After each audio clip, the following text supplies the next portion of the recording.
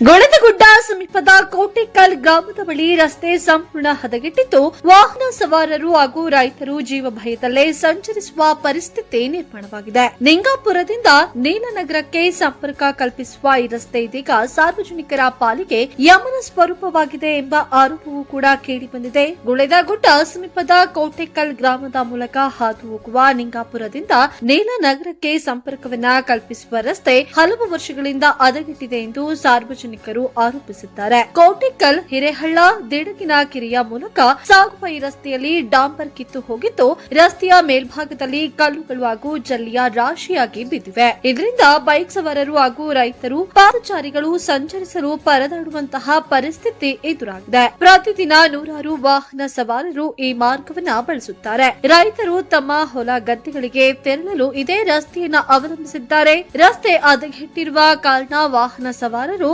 ಅಪಾಯವನ್ನ ಎದುರಿಸುತ್ತಿದ್ದಾರೆ ಎಂದು ಸ್ಥಳೀಯರು ತಿಳಿಸಿದ್ದಾರೆ. ರಸ್ತೆ ನಿರ್ಮಾಣವಾಗಿ ಹೆಚ್ಚು ವರ್ಷಗಳಾಗುವ ಮುನ್ನವೇ ಡಾಂಬರು ಕಿತ್ತು ಹೋಗಿರುವುದು ಕಳಪೆ ಕಾಮಗಾರಿಯ ಅನುಮಾನವನ್ನ ಮೂಡಿಸಿದೆ ಎಂದು ಸಾರ್ವಜನಿಕರು ಆರೋಪಿಸಿದ್ದಾರೆ. ಈ ಕುರಿತು ಸಂಬಂಧಪಟ್ಟ ಇಲಾಖೆಯ ಅಧಿಕಾರಿಗಳು ಸ್ಥಳಕ್ಕೆ ಭೇಟಿ ನೀಡಿ ಪರಿಶೀಲನೆಯನ್ನ ನಡೆಸಬೇಕು ಎಂದು ಒತ್ತಾಯಿಸಿದ್ದಾರೆ. ರಸ್ತೆಯ ಸ್ಥಿತಿಯನ್ನ ಪರಿಶೀಲಿಸಿ ಅಗತ್ಯ ದುರಸ್ತಿ ಕಾಮಗಾರಿಯನ್ನ ಕೈಗೊಂಡು ಸಾರ್ವಜನಿಕರ ಸಂಚಾರಕ್ಕೆ ಅನುಕೂಲವನ್ನ ಕಲ್ಪಿಸಬೇಕು.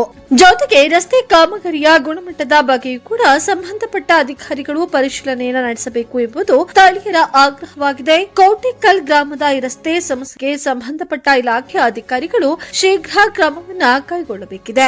ರಸ್ತೆ ದುರಸ್ತಿ ಆಗಬೇಕೆಂದು ನೀವು ಭಾವಿಸಿದರೆ ಈ ಸುದ್ದಿಯನ್ನು ಸಂಬಂಧಪಟ್ಟ ಅಧಿಕಾರಿಗಳ ಗಮನಕ್ಕೆ ತಲುಪಿಸಿ.